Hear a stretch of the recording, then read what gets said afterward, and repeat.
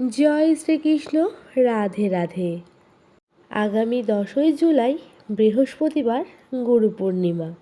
গুরু পূর্ণিমার দিনে ভুলেও মুখে তুলবেন না এই 5টি খাবার, যা আপনার জীবনে নেমে আসবে চরম বিপর্যয়, দুঃখ, দারিদ্রতা। তাই আজকেই সাবধান হয়ে যান। নমস্কার বন্ধুরা, আমি রূপা চলে এসেছি নতুন একটা ভিডিও নিয়ে। জানাচ্ছি তার আগে সবাইকে স্বাগত। বন্ধুরা, আশা করছি আপনারা সবাই ভালো আছেন এবং সুস্থ আছেন। সামনেই আসতে চলেছে গুরু পূর্ণিমা। গুরুকে শ্রদ্ধা, ভক্তি ও সম্মান জানানোর জন্য বিশেষ দিনই হলো গুরু পূর্ণিমা। আষাঢ় মাসের শুক্লপক্ষের পূর্ণিমা তিথিতেই প্রতি বছর গুরু পূর্ণিমা পালন করা হয়। এই দিনে গুরুদেবের পূজা করার প্রথা রয়েছে। হিন্দু ও বৌদ্ধ মতে এই দিনটির গুরুত্ব অপরিসীম। গুরু আমাদের মনের সমস্ত সংশয়, সন্দেহ ও অন্ধকার দূর করেন, নতুন পথের দিশা দেখান। আমাদের জীবনের সর্বশ্রেষ্ঠ প্রথম গুরুই হচ্ছেন কিন্তু মা বাবা। মা বাবাকে নমস্কার জানিয়ে গুরু পূর্ণিমার আজকের ভিডিও আমি শুরু করছি। হিন্দু ও বৌদ্ধ মতে এই দিনটির গুরুত্ব অপরিসীম। গুরু আমাদের মনের সমস্ত সংশয়, সন্দেহ, অন্ধকার দূর করেন, নতুন পথের দিশা দেখান। গুরুর দেখানো পথে চললে জীবনের সমস্ত বাধা বিপত্তি কেটে যায়। জীবন সুখ, শান্তি, আনন্দে ভরে ওঠে। অর্থাৎ যিনি অন্ধকার থেকে আলোর দিকে নিয়ে যান, তিনিই আমাদের গুরু। গুরুকে শ্রদ্ধা জানাতে বৈদিক যুগ থেকেই গুরু পূর্ণিমায় পালিত হয় গুরুদেবের পুজো। হিন্দু সনাতন মানুষের বিশ্বাস, এই তিথিতেই মুনি পরাশর ও সত্যবতীর ঘরে মহাভারতের রচয়িতা মহর্ষি বেদব্যাস জন্মগ্রহণ করেছিলেন। তাই এই দিনে মহর্ষি বেদব্যাসের জন্মজয়ন্তীও পালন করা হয়ে থাকে। প্রাচীনকাল থেকে এই দেশে গুরুদেবের সম্মানজনক স্থান দেওয়া হয়েছে। গুরুর দেখানো পথে চললে কোনো ব্যক্তি শান্তি, আনন্দ, মোক্ষ প্রাপ্ত করতে পারেন। তাই গুরুকে শ্রদ্ধা জানাতে বৈদিক যুগ থেকেই গুরু পূর্ণিমাতে পালিত হয়ে আসছে গুরুদেবের পুজো। ধর্মীয় বিশ্বাস অনুযায়ী এই পূর্ণিমায় গুরুর পূজা অর্চনা করলে অক্ষয় ও আশীর্বাদ মেলে। হিন্দু পঞ্জিকা অনুসারে বৃহস্পতিবার 10ই জুলাই আষাঢ় মাসে পালিত হবে গুরু পূর্ণিমা। এই দিন শিষ্য বা পড়ুয়ারা নিজ নিজ শিক্ষক বা গুরুদেবের প্রতি কৃতজ্ঞতা ও শ্রদ্ধা জানানোর রীতি রয়েছে। তাদের আশীর্বাদ করেন পড়ুয়ারা। আষাঢ় মাসের পূর্ণিমার দিনটিকে ব্যাস পূর্ণিমা নামেও পরিচিত। মহাভারতের রচয়িতা হিসেবে বেদব্যাসের ভূমিকাও কিন্তু অপরিসীম। এছাড়া প্রাচীন ভারতের শাস্ত্র ও সাহিত্য রচনায় মহর্ষির অবদানকে স্মরণ করা হয়ে থাকে এই দিনে।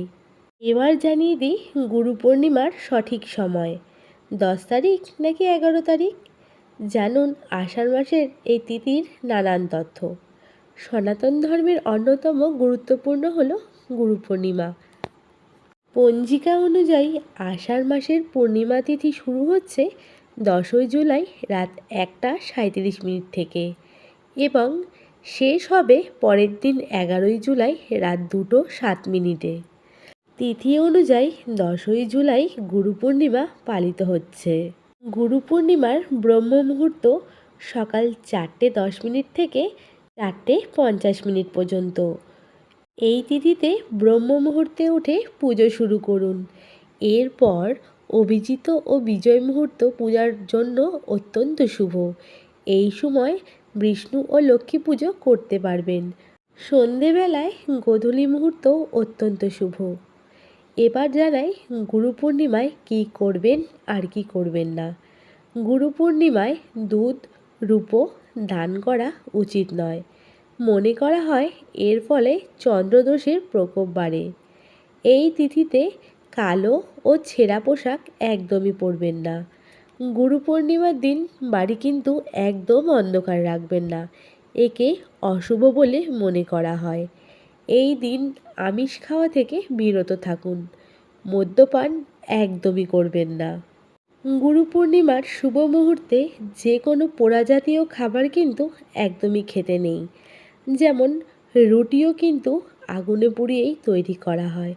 তাই যদি পারেন এই দিন রুটি খাওয়ার থেকেও বিরত থাকুন। এছাড়া যে কোনো সবজিও কিন্তু পোড়া খাওয়ার থেকে বিরত থাকুন। হিন্দু পুরাণ অনুযায়ী মহাদেব হলেন আমাদের আদিগুরু। দেবাদিদেব মহাদেব এই তিথিতে সপ্তর্ষি ৭ ঋষিকে মহাজ্ঞান প্রদান করেছিলেন। আদিযোগী শিব এই তিথিতে আদিগুরুতে রূপান্তরিত হন। তাই আজকের দিনে কিন্তু মহাদেবকেও আপনারা পুজো করতে পারেন। মহাদেবের আশীর্বাদ আমাদের সংসারের ওপর কিন্তু অনেকটাই গুরুত্বপূর্ণ। এই দিন পূজা অর্চনার মধ্যে দিয়ে গুরুদেবকে শ্রদ্ধা জ্ঞাপন করা এবং সম্মান জানানো সমস্ত হিন্দু ধর্মের মানুষের উচিত। আরও কিছু কিছু বিধিনিষেধ রয়েছে যেইগুলো আমাদের একান্ত মানা কাম্য। চলুন তাহলে জানিয়ে দিই। এই দিন এই বিধিনিষেধগুলো মেনে চললে আমাদের সংসারের জন্য মঙ্গল। বন্ধুরা, আপনাদের রিকোয়েস্ট করব ভিডিওটাকে পুরো দেখবেন। যদি ভালো লেগে থাকে তাহলে অবশ্যই কমেন্টে হর হর মহাদেব বলে একটি কমেন্ট করে যাবেন। বন্ধুরা, আমি আপনাদের এই দিনের গুরুত্ব আগেই জানিয়েছি, তাই আজকের দিনে ভুলেও কিন্তু মুখে আমিষ জাতীয় খাবার যেমন মাছ, মাংস, ডিম একদমই মুখে তুলবেন না। এই দিন সাত্ত্বিক বা নিরামিষ জাতীয় আহার গ্রহণ করবেন। এই দিনটি গুরুদেবের ওপর সমর্পিত করবেন। আপনি যাকে গুরুদেব বলে মানেন এবং আপনাদের যদি কোনো গুরুদেব থেকে থাকে তাহলে সেই দিন কিন্তু গুরুদেবের পুজো অবশ্যই করবেন এবং তাকে শ্রদ্ধা জ্ঞাপন করবেন। গুরুদেবের চরণ স্পর্শ করে ফুল দিয়ে তাকে অবশ্যই নমস্কার করবেন। গুরুদেবের আশীর্বাদ যদি সর্বদা আমাদের মাথার ওপর থাকে তাহলে মনে করবেন কোনো বিপদ আপদ কিন্তু আমাদের কাছে ঘেঁষতে পারে না। ভগবান তো সবসময় আমাদের কাছে আসতে পারেন না, তাই কিন্তু গুরুদেবের আশীর্বাদের মাধ্যমেই আমাদেরকে তার নিজের আশীর্বাদ জ্ঞাপন করে থাকেন। তাই বন্ধুরা, অবশ্যই আজকের দিনে কোনো রকমভাবে গুরুদেবের কিন্তু অসম্মান করবেন না। শুধুমাত্র আজকের দিনে নয়, বছরে যে কোনো দিনই কিন্তু গুরুদেবকে অসম্মান করবেন না। নিজের গুরুদেবকে পুজো করবেন এবং অবশ্যই মন্ত্র জপ করবেন। গুরু পূর্ণিমার দিনে দেবাদিদেব মহাদেবকেও পুজো করতে কিন্তু একদমই ভুলবেন না, কারণ দেবাদিদেব মহাদেবকে বলা হয় আদিগুরু। কারণ গুরুদেবের আশীর্বাদ আমাদের মাথার ওপর সর্বদা প্রয়োজন। গুরু পূর্ণিমার দিন আরও দুটি সবজি যেটি কিন্তু ভুলেও আপনারা বাড়িতে আনবেন না এবং খাবেন না। সেই সবজিটি হচ্ছে বেগুন। আমরা অনেকেই কিন্তু বেগুন পছন্দ করি। শ্রাবণ মাসে বেগুন খাওয়া চলে না। এই সময় বর্ষার কারণে বেগুনে পোকা হতে পারে। এই বেগুন খেলে কিন্তু আমাদের একদমই পেটের সমস্যা সারতে চাইবে না। তাই এই সময় বেগুন একদমই বর্জন করা উচিত। এই দিন আরও একটি সবজি খাওয়া থেকে বিরত থাকবেন, সেটি হলো লাল শাক বা লাল পোকার যে কোনো শাকই এই মাসে কিন্তু একদমই খাবেন না। কারণ আষাঢ় মাস হচ্ছে বর্ষাকাল এবং এই সময়ে নানা প্রকার কিন্তু শাকের মধ্যে পোকা তৈরি হয়। সেই শাককে ভালো রাখতে নানা রকম কীটনাশক কিন্তু ব্যবহার করা হয় এবং শাকের মাধ্যমে সেই কীটনাশকগুলো আমাদের শরীরে গেলে কিন্তু নানা রকম পেটের সমস্যা হতে পারে। তাই বন্ধুরা, এই সময় কিন্তু শাক, বেগুন এইসব খাওয়া থেকে বিরত থাকুন। বন্ধুরা, এই দিন কিন্তু কোনো রকম নেশা জাতীয় খাবার কিন্তু একদমই গ্রহণ করবেন না। যতটা পারবেন এই দিন নিরামিষ আহার ভোজন করুন। তো বন্ধুরা, আপনাদেরকে এই ভিডিওর মাধ্যমে গুরু পূর্ণিমার সঠিক সময়, সঠিক দিন এবং পুজো করার সময় কী কী প্রয়োজন এবং পূর্ণিমার দিন কী কী খাবেন আর খাবেন না সমস্ত কিছুই কিন্তু তুলে ধরলাম। আর অবশ্যই গুরু পূর্ণিমার দিন গুরুকে সম্মান জানাতে কিন্তু একদমই ভুলবেন না।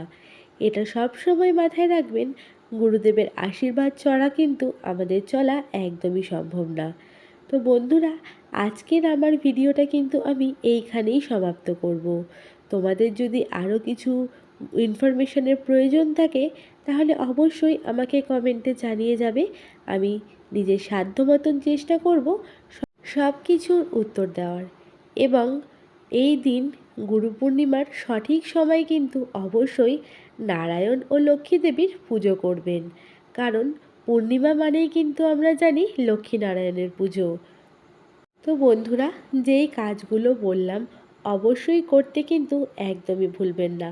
আজকের মতন ভিডিওটা কিন্তু এইখানেই শেষ করব। দেখা হবে তোমাদের সঙ্গে পরবর্তী পর্বে। আরও কিছু নিয়ম রয়েছে যেইগুলি মেনে চললে বুদ্ধ পূর্ণিমার দিন আমাদের অবশ্যই মঙ্গল হবে। সেইগুলো আমি পরবর্তী পর্বে আপনাদের সঙ্গে শেয়ার করে নেব।